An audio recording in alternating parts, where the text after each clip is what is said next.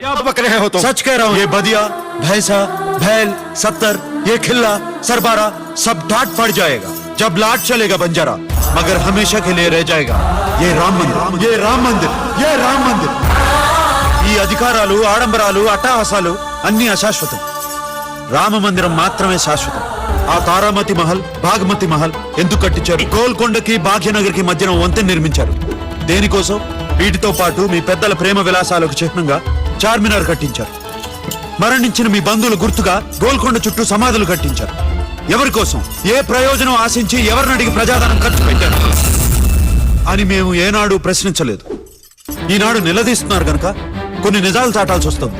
మీ ప్రేమలకు సేతువులు, వేశ్యలకు మందిరాలు, చావులకు సమాధులు నిర్మిస్తే లేని తప్పు మహితోన్నత చరిత్రుడైన మా రాముడికి మందిరం నిర్మిస్తే తప్పెందుకు అవుతుంది? మా రాముడు పితృవాక్య పరిపాలన దక్షుడు. మా రాముడు ఏకపత్ని వ్రతుడు.